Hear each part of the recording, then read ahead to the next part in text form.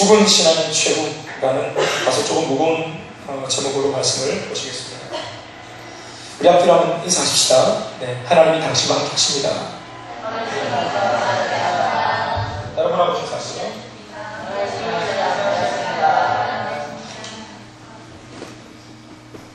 옛날에 부활절이 되면은 제가 고등학생 때 옛날에는 그 연합 예배를 지금은 이제 오후에 드리지만 아마 지금쯤 준비하고 막 대구 스타디움에서 예배를 드리고 있겠습니다만은 네, 이거 안 봐도 됩니다. 흘리시죠. 그런데 저희가 이제 고등부 때나 대학 1학년 2학년 때는 두류운동장에서 대구에 있는 그 서쪽에 두류운동장에서 이렇게 교회들이 쭉 둘러앉아가지고 같이 예배 드렸는데 언제 예배 드리냐면 그때는 이제 새벽 예배를 함께 연합으로 드렸어요. 그러니까 오후에 예배를 연합으로 드린 것은 내가 볼 때는 얼마 안 된 것 같고 그전에는 하여튼 그렇게 예배를 드렸어요.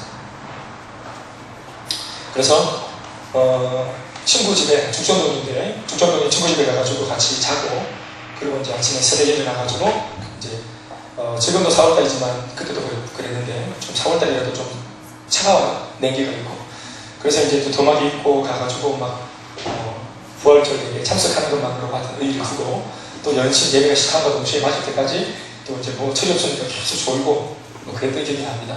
들었던 말씀도 기억이 안 나고 아무것도 기억이 안 나는데 그냥 한번 일어나서 아침에 참석했다라는 것을 의의를 두고 뭐 그렇게 했던 것이 기억이 납니다. 그런 부활절을 보냈는데 제가 철이 없을 거라 몰랐는데 이제 신앙의 이제 어떤 이 내용이 뭔지 알고 그러는 가운데 이제 예배 드리니까 이 부활절을 우리가 어떤 의미로 드려야 된다 하는 것을 좀 많은 생각을 하게 됐습니다. 예수님이 죽으셨다가 부활하셨습니다. 아, 예수님이 그랬다 하더라 하는 것이 아니고 그 예수님의 그 죽음을 이긴, 진짜로 죽음을 이기고 오신 그 부활이 우리가 앞으로 경험하게 될 우리의 열매라는 것을 주님께서 생생하게 보여주고 싶었던 겁니다. 그래서 너희들이 나를 믿으면 죽어도 산다 하는 것을 말씀만 해도 돼요. 그리고 이미 죽었다가 살아난 어떤 역사들을 주님이 보여주셨잖아요. 여러분 복음서에 보면 예수님 때문에 죽었다가 살아난 부활의 능력으로 물론 그것은 부활이라고 말할 수 없겠지만 죽었다가 살아난 이야기들이 적혀있죠. 죽음을 이긴 이야기들. 예수님이 그들에게 찾아가셔서 자신들은 죽은 채로 있는 사람들, 죽은 채로 있는 사람들은 죽은 채로 있는 거예요. 자기가 죽은 상황을 역전시키지 못해요. 그런데 예수님이 오셔서 그 죽은 상황을 역전시켰어요. 죽었는데도 불구하고 역전시켰어요. 그런 혜택을 받은 사람이 누구였습니까? 나인성 과부의 아들입니다. 아들이 죽었습니다. 병으로 죽었어. 요즘에도 우리가 TV 통해서 보지만 사람이 죽었다. 내 아이가 죽었다. 이런 자식이 죽었다. 자식이 앞섰습니다. 이게 얼마나 큰 상처인지 몰라요. 앙케이트 주제에 하면 인간이 몸으로 살면서 이 땅에서 느낄 수 있는 고통 중에서 최고의 고통은 뭐로 알고 있죠, 여러분? 배우자를 잃는 고통입니다. 배우자를 잃는 고통. 그게 제일 큰 고통이고 두 번째가 이제 여러분들이 볼 때는 1등, 2등이 바뀐 게 아니겠나 싶겠지만 2위가 뭐냐 하면 자식을 앞장세워 자식을 먼저 잃은 이제 그 부모의 고통입니다. 그게 또 큰 고통이 되는 것입니다. 그러니까 이 부모가 자식 앞에 차라리 내 목숨을 주면 죽었지 하고 자식의 죽음에 대해서 비통해하는 것을 우리는 쉽게 봅니다. 근데 어떻게 할 수 없죠. 엄마도 어떻게 할 수 없고 자식이 죽어있는 자식도 어떻게 할 수 없고 효도를 해야 되는데 누구도 이 죽은 상태를 손 못 대는데 예수님이 가셔서 역전을 시키잖아요. 그래서 나인성 과부의 아들, 그것도 과부의 아들이니까 얼마나 소중한 자식이 있겠어요. 사랑. 아멘. 또 어떤 또 역사가 있죠.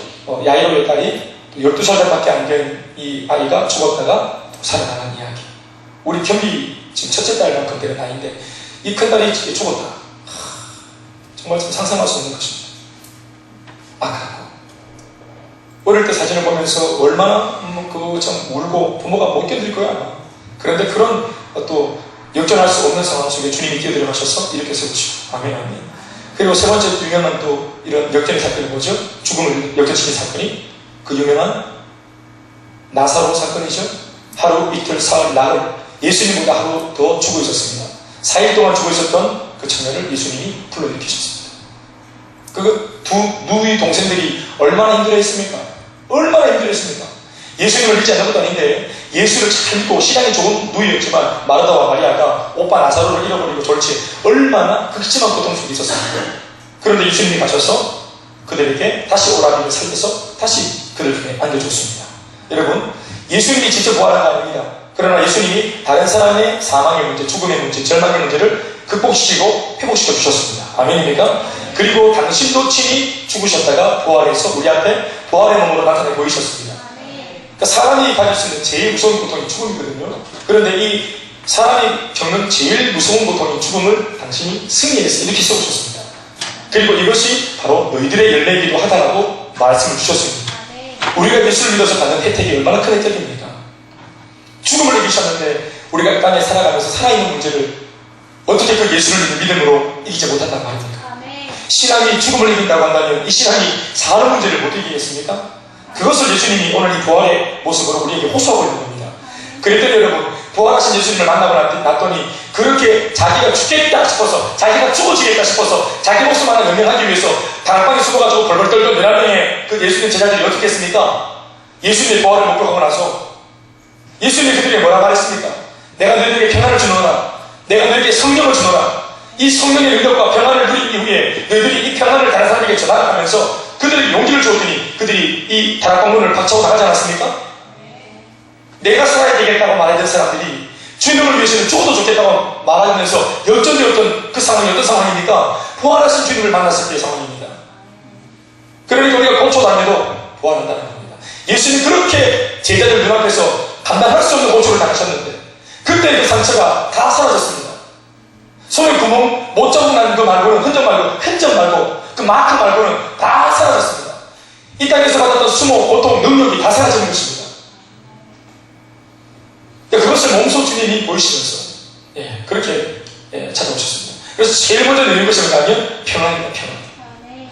사실 제가 오늘 부활절 말씀을 준비할 때 오전에 이 요한복음 21장 말씀, 20장 말씀을 제가 많이 묵상을 하다가 중간에 이제 말씀을 바꿨는데 그 요한복음 20장에 있는 그 말씀이 바로 이 말씀이에요. 그러니까 예수가 죽었다, 스승이 죽었다 그래서 자기들끼리 다락방에서 벌벌 떨고 있었는데 그 예수님이 거기에 벽을 뚫고 나타나셨어요. 그리고 제일 먼저 전한 것이 평안을 전했어요. 평안.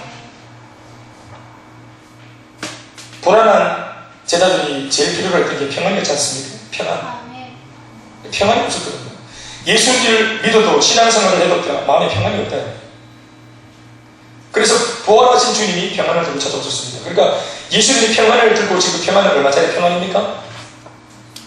죽음을 담으로 내놓고 대가를 지불하고 그리고 지옥까지 내려가셔서 이 모든 흑암의 모습들을 다 완전히 제거하시고 정리하시고 그리고 온 우주 만물의 통치자로서의 한번 권위를 회복하신 분이 그리고 부활의 모습으로 지옥에서부터 평안을 들고 오셨습니다.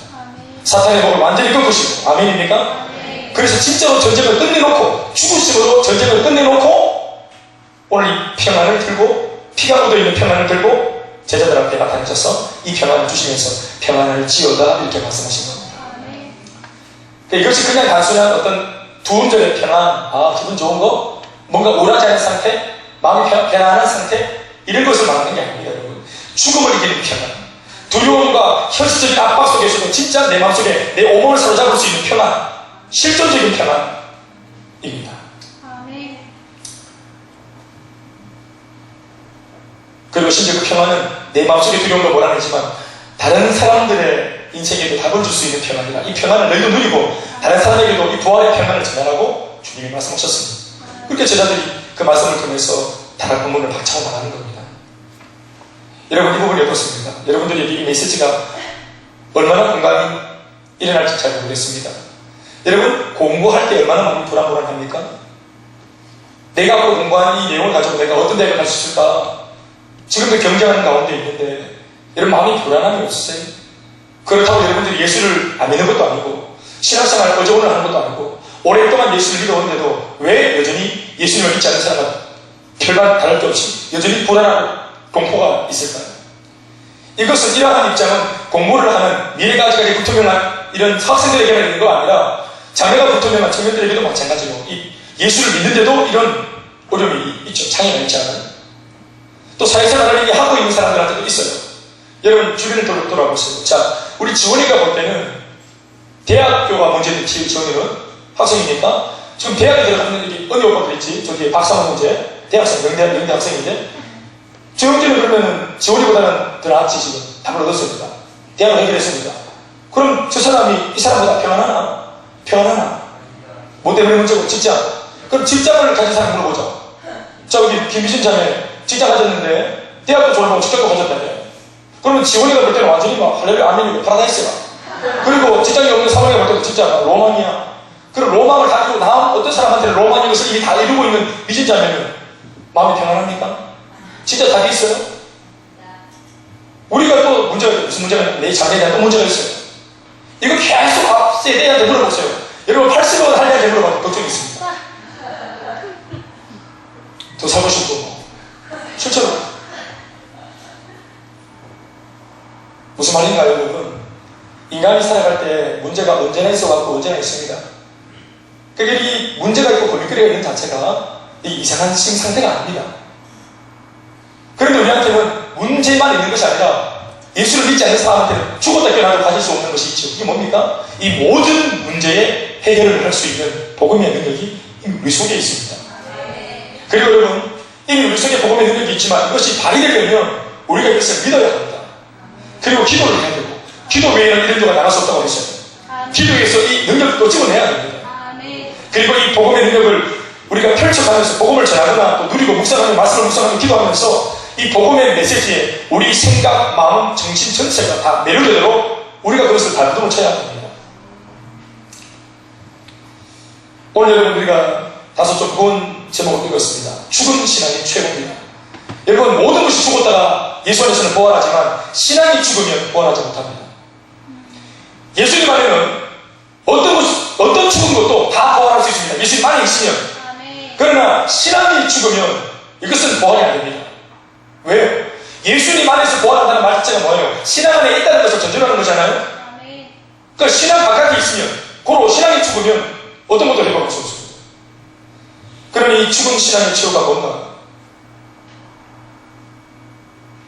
오늘 본문의 배경은 예수님께서 예루살렘에 입성한 후 월요일과 화요일, 즉 고난주간 둘째 날과 셋째 날에 행하신 일을 기록해 놓은 본문입니다.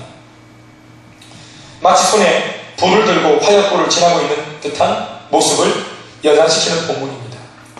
더불어 로마를 뒤집어 엎을 만한 그 무엇인가를 기대하고 있던 백성들에게 기대와는 달리 전혀 다른 모습을 보이시면서 반복적으로 실망을 주는 모습으로 오늘 예수님이 일관하고 계시는 모습을 적어놓았습니다.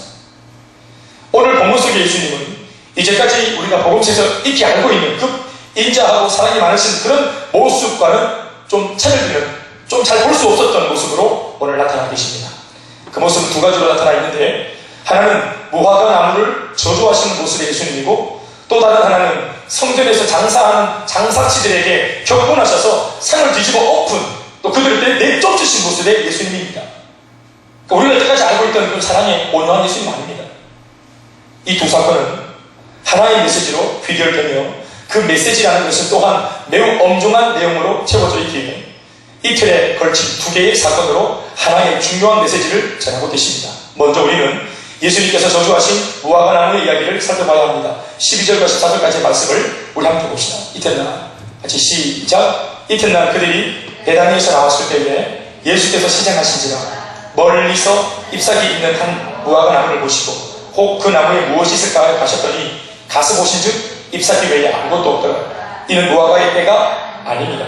예수께서 나무에게 말씀하여 이르시되 이제부터 영원토록 사람이 입에서 열매를 따먹지 못하리라 하시니 제자들이 이를 듣더라. 제자들이 들었다기보다는 예수님이 들으라고 하신 말씀입니다. 오늘 본문에서 그때는 한 무화과 나무라고 이름하는 이 나무는 특별히 잎사귀가 무성한 나무로 그렇게 특징되어 보입니다. 묘사되기를 잎사귀가 무성한, 잎사귀가 강조되고 있는 무화과 나무입니다.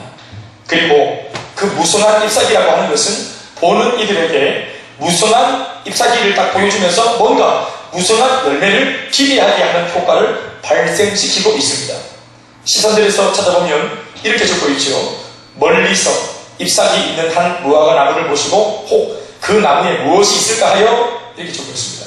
그러니까 이 무성한 책을 딱 볼 때 잎사귀 말고 열매도 무성하게 얘기해야 사람들에게 이런 어떤 그 기대감을 불러일으키는 작용을 했던 것입니다. 오늘 예수님께서 보고 계시는 이 무화과 나무는 그 무성한 잎사귀로 인해서 오늘 적어도 예수님께는 기대감을 지금 드리고 있습니다. 사실 무화과 나무는 3월경에 잎이 나기 시작해서 4월달과 5월달, 지금 우리가 살고 있는 이 무렵에 그 무성함이 최절정에 이릅니다. 잎사귀가 제일 풍성한 때입니다. 그리고 한 6월달쯤 되면 이제 열매를 맺는 그런 나무입니다.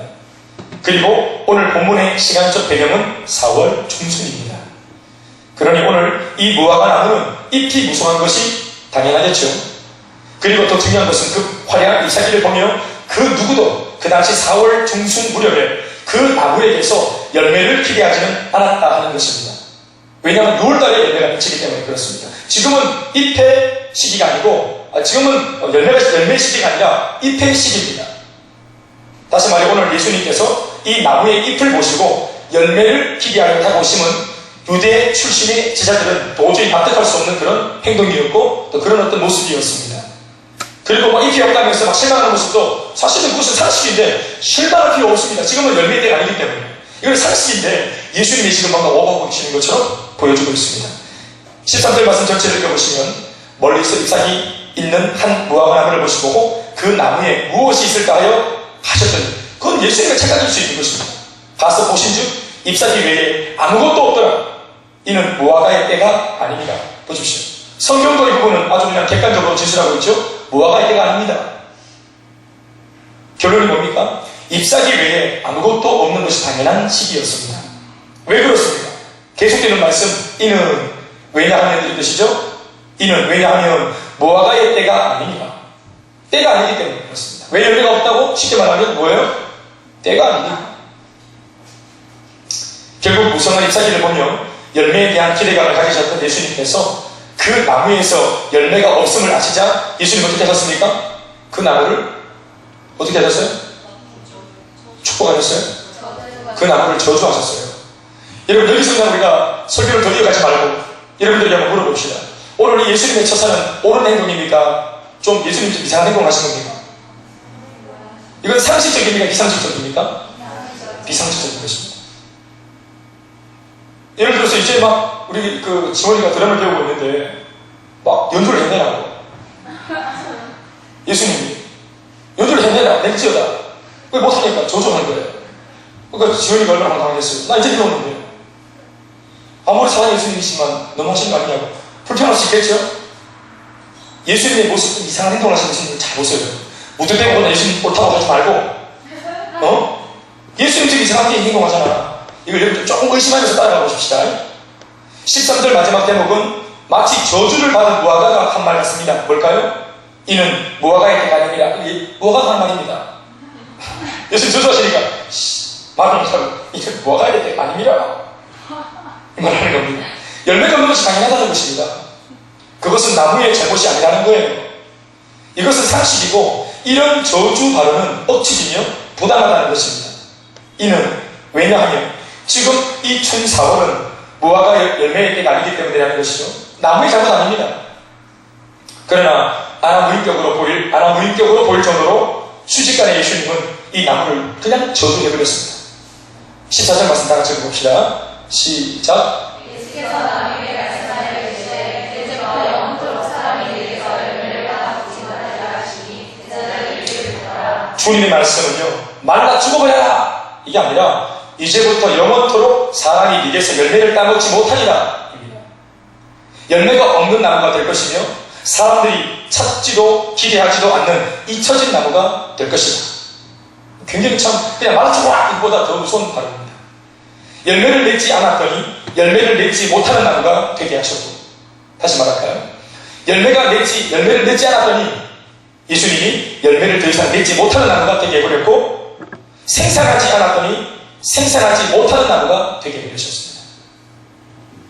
무화과 나무는 이스라엘을 상징하는 나무입니다. 무화과 나무, 바로 그 나라의 이제 나라에서 상징하는, 자기 나라를 상징하는 그런 또 나무로 또 그렇게 열매로 그렇게 고백하고 있기 때문에 그렇습니다. 지금도 이스라엘에 국한한 무화과입니다. 오늘 본문은 단순히 시장하신 예수님의 기대에 부응하지 못한 나무가 운이 없어서 저주를 받고 있는 이야기가 아닙니다. 고난주간 예수님 마지막 예루살렘 성전에 입성하셔서 이제 마지막 일주일을 보내시는데 월, 화, 수, 목, 금요일 오전에 작별하시니까 마지막 남은 4일 중에 이틀 동안 이렇게 예수님이 시간을 소비할 리가 없거든요. 그런데 매우 중요한 무화과 나무 이야기를 오늘 예수님이 그 이튿날을 허비하면서까지 사람들에게 알려주고 있는 대목을 우리는 눈여겨서 들어야 합니다. 그냥 단순히 둘째 날과 셋째 날을 아우르는 이 사건은 단순하면서도 굉장히 중요하고 무거운 내용을 담고 있습니다. 머리도 좀 줄여야 됩니다. 오늘 예수님께서 문제를 삼고 있는 것이 무엇입니까? 그것은 바로 13절 마지막 부분에 나오는 대목으로 상식적으로 납득이 안 된다고 말하는 바로 그 대목입니다. 이는 무화과의 때가 아닙니다. 우리는 이것이 상식이라고 말하겠지만 오늘 이것이 문제입니다. 뭡니까? 무화과의 때. 따라합시다. 때. 예. 무화과가 지금 4월달에 열매를 맺지 못하는 때다. 그건 상식이다. 그런데 예수님 하신 말씀은 바로 그때가 문제다. 왜? 예수님이 여러분 상식 가운데 예수님이 상식선에서 그렇게 예수님이 묶여 계시는 분이십니까? 여러분 죽은 사람이 사는 것은 상식입니까? 대답 좀 해보십시오. 여러분 이때까지 예수님이 하신 일들을 보세요. 문둥병자가 문둥병 걸려서 회복되는 것이 상식입니까? 중풍병자가 예수님께서 명령하시다고 해서 단번에 병이 낫는 것은 상식입니까? 과거의 아들이 죽었습니다. 나에서 과거의 아들 나사로 죽었습니다. 야훼단이 죽었습니다. 죽었던 그 사람들이 예수님 말씀 한마디로 살아나는 것이 상식입니까? 이게 정상입니까? 바다 위를 걸으셨습니다. 물고기와 보리떡으로 몇 개로 2만 명을 먹이셨습니다. 상식적입니까? 아니죠. 여러분 이 비상식적인 모습 우리는 기적이라 말합니다. 아멘 아멘.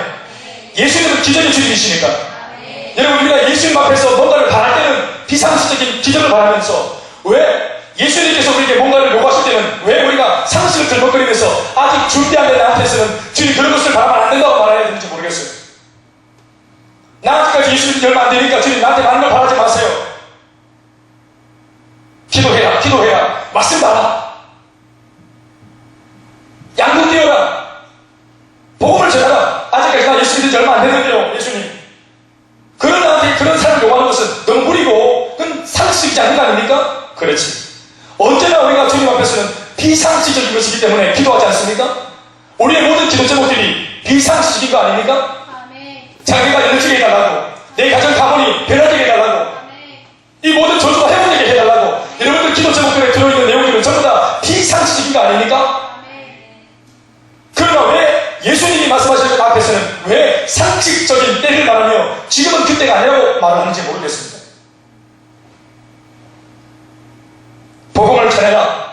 추수할 때가 이르렀다. 희어져 추수할 때가 되었도다. 제자들의 말은 넉 달이 지나야 추수할 때입니다. 여러분 예수님이 지금이라 그러면 지금인 겁니다. 여러분 이 시간, 이 때를 정하는 분이 누구십니까? 시간을 시간되게 하실 것이 누구십니까? 창조주이십니다. 예수님이십니다. 시간의 주인이신 분이십니다.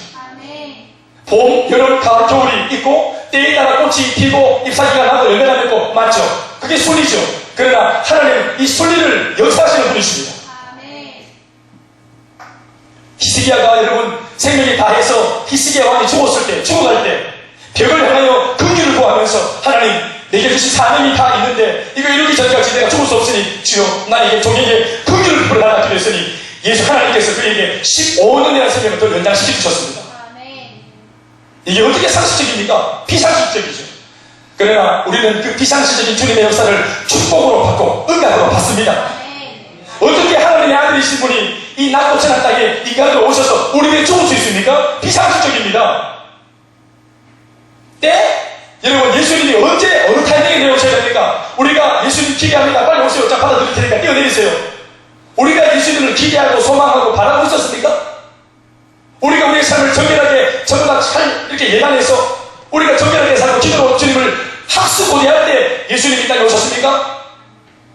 우리가 죄인일 때, 경건죄할 때, 우리가 교만방자할 때, 우리가 더러운 죄인일 때, 타락한 죄인일 때, 하나님을 모욕하며 내 맘대로 살고 있는 죄구덩이 속에 있을 때 비상식적으로 예수님이 당신이 그때를 정하시고 이 땅에 내려오셨습니다. 아멘 아멘. 우리랑 상의하지 않으셨습니다. 우리를 구원할 때도 십자가에 못 박혀 죽으시면서 우리의 모든 죄를 대속하시는 그때도 예수님이 결정하셨습니다. 우리 위해 모든 것을 주님이 결정하셨습니다.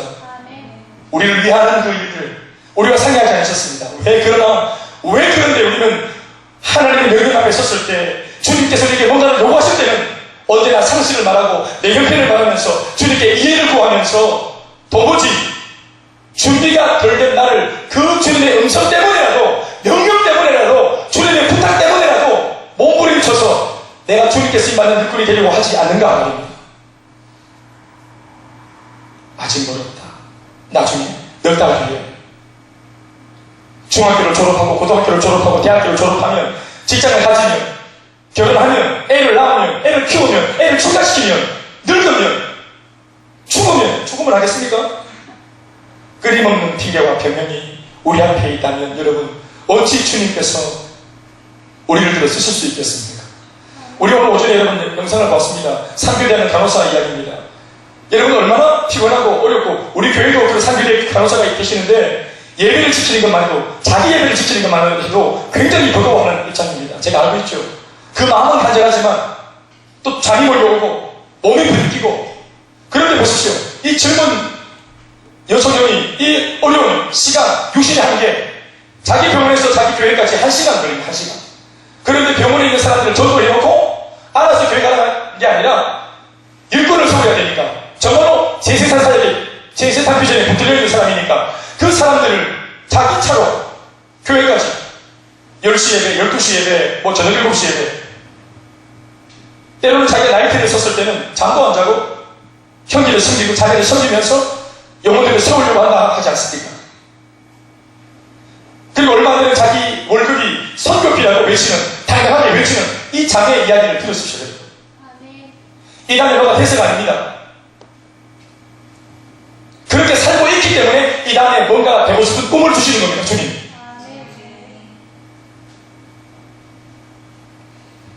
누군가에게는 소중한 오늘의 삶을 우리는 살고 있습니다.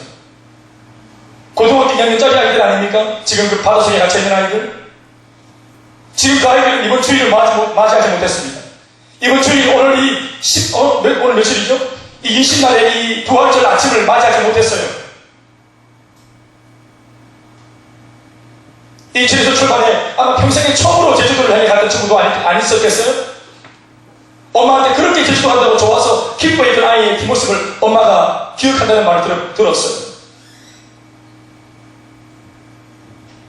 여러분 오늘 우리가 그 아이들보다 하루 더 연명해야 될 이유가 어디 있습니까? 우리가 더 탁월한 거 있습니까?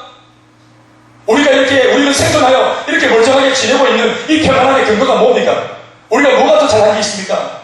우리가 더 그들보다 가치 있는 것이 뭐가 있습니까? 왜 우리가 타고 있는 차는 뒤집어지지 않았고 왜 우리가 살고 있는 아파트는 무너져 내리지 않았습니까? 사랑하는 여러분 오늘 이 부활의 이 오후에 우리의 마음속에 예수님이 내가 전혀 생각지도 못할 때에 생각지도 못한 모습으로 어떤 일을 행하셔서 오늘 그 우리가 그토록 필요로 하는 그 생명의 평안을 들고 오셨는지를 우리가 묵상을 해야 합니다. 우리를 어떤 사람으로 존귀하게 해주기 위해서 오셨는지를 묵상해야 됩니다. 그 주님의 성례를 읽으셔야 합니다. 우리가 예수를 그런 예수, 십자가의 복음, 부활의 복음, 그 예수님, 복음 덩어리신 예수님을 온 인생에 장착하고도 우리가 이렇게 들어가지 못해, 더 이루지 못해, 안달난 모습으로 이 땅을 구걸듯이 이렇게 패배자같이 살아가는 모습을 왜 그런 모습을 그리시면서 주님이 결코 그런 복음을 주지 않으셨을 겁니다.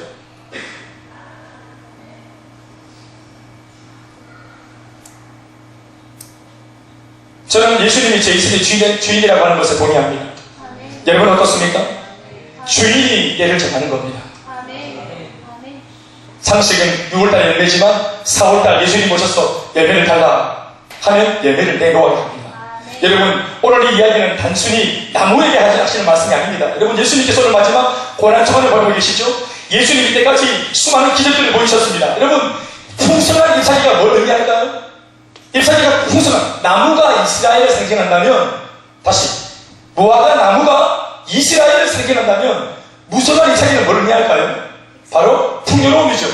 뭡니까? 하나님을 믿는 선민이기 때문에 그들이 하나님으로부터 받은 축복들을 말하는 것입니다.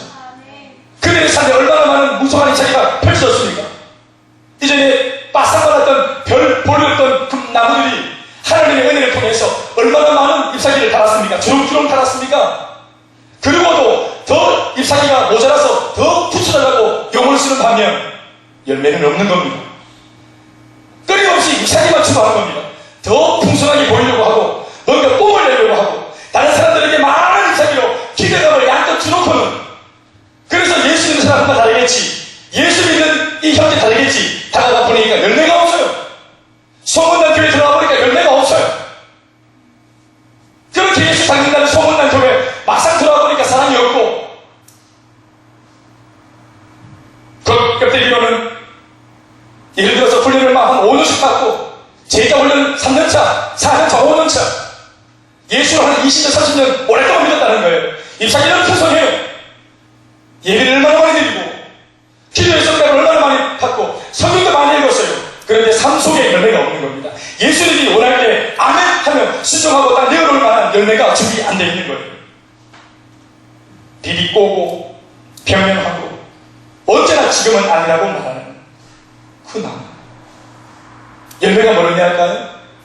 바로 풍성한 잎사귀 기대감을 양껏 줬다면 열매도 있겠지. 그래요. 화려한 신앙생활이 잎사귀라면 그럼 열매는 뭘까요? 삶입니다. 받아 누린 만큼의 은혜가 있다면 그 은혜에 우리가 책임과 의무가 있어서 받은 은혜만큼 살아내는 삶이 우리에게 장착되기 시작하는 것입니다. 그것이 열매입니다. 사명이 열매입니다. 주님 주신 비전으로 사는 삶이 열매입니다, 여러분.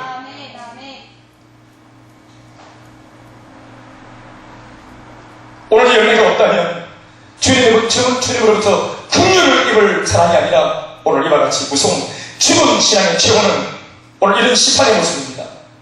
다시는 사람들이 오늘 너희 껍데기에 속지 않도록 내가 그 사람들을 위해서라도 내가 너희 허물을, 내 안의 허물들을 내 안에 끼어 있음을 내가 만방에 드러내리라. 그러니 여러분 예수 믿는 사람들이 믿음대로 살다가 보나나가는 것이 아니라 잘못 살아서 사람들한테 욕먹는 이런 어처구니 없는 오늘 우리 현대교회에 보는 것입니다. 욕을 먹어야죠. 그러나 우리가 참으로 올곧게 살아 욕을 먹는 것이 아니라 잘못 살아 비판당하고 능욕당하는 이런 처지, 이런 꼴을 못 면한다 이 말입니다.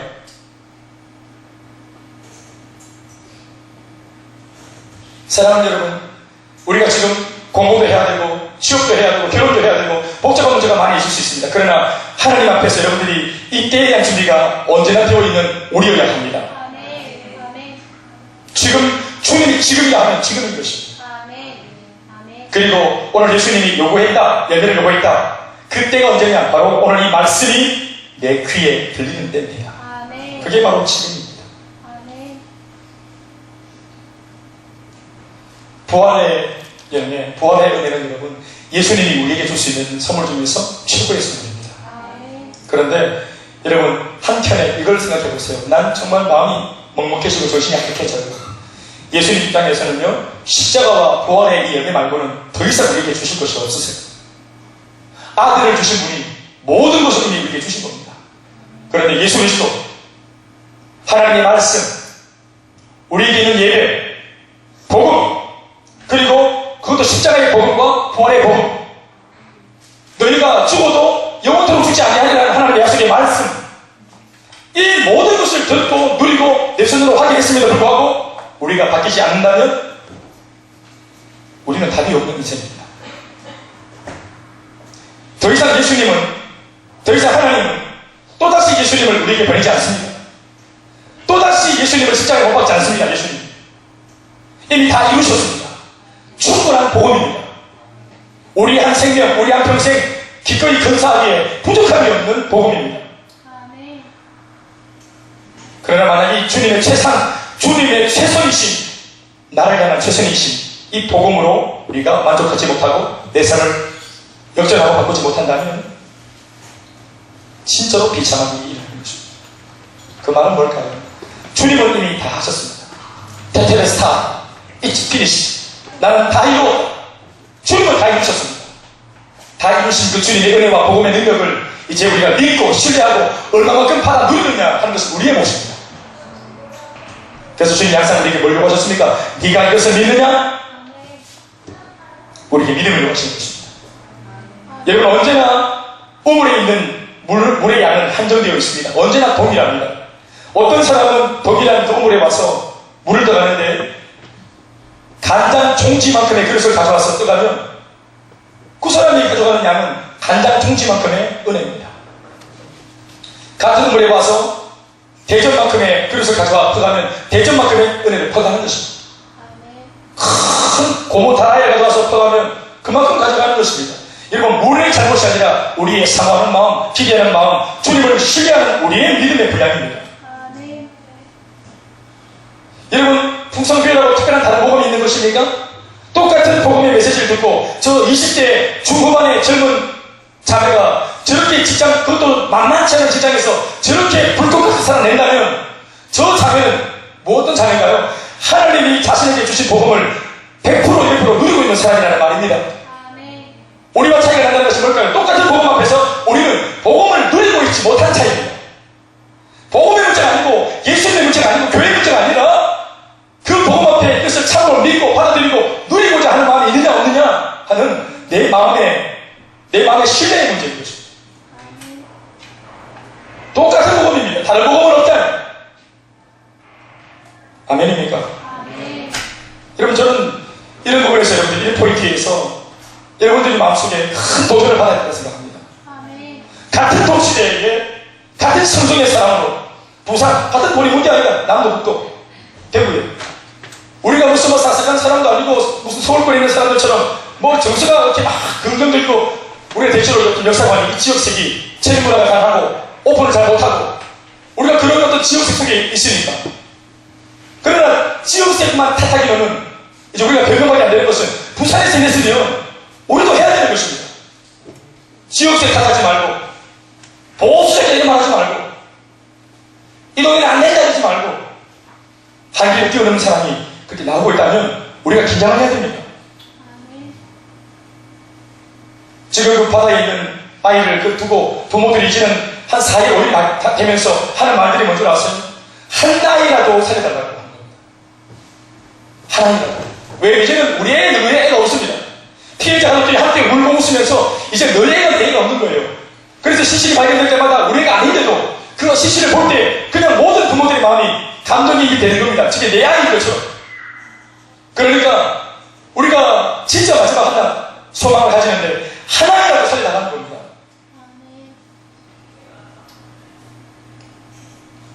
그만큼 사람들의 마음속에는 할 수 있다, 될 수 있다라는 메시지를 듣고 싶은 거예요. 끊임없이 보고 듣는 내용이 안 된다, 불가능하다, 잠수사가 들어갔는데 안 된다더라, 죽었다더라, 소망이 없다더라, 이제 가난하다더라, 끊임없이 그 부정적인 메시지를 눈으로 보고 듣고 체감하니까 사람들 전체가 병들어가는 거예요. 집단적으로.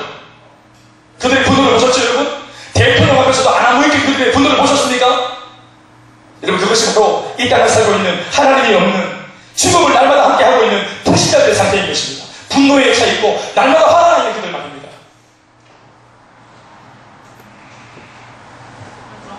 정부는 희망 공문을 했지만 예수님은 우리에게 희망 공문을 하지 않으시고 진짜 희망을 주시는 것입니다.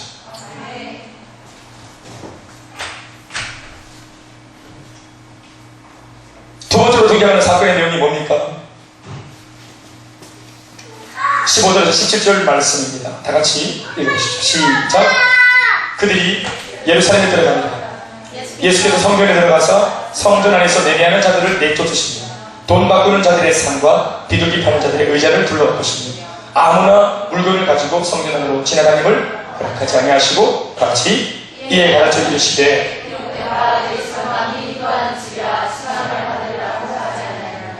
너희는 강도의 소굴을 17절 말씀을 보니까 결국 성전에서 자신의 유익을 구하고 돈거래하는 이들의 정체가 예수님 말씀에 뭐라고 합니까? 도둑이다, 강도다.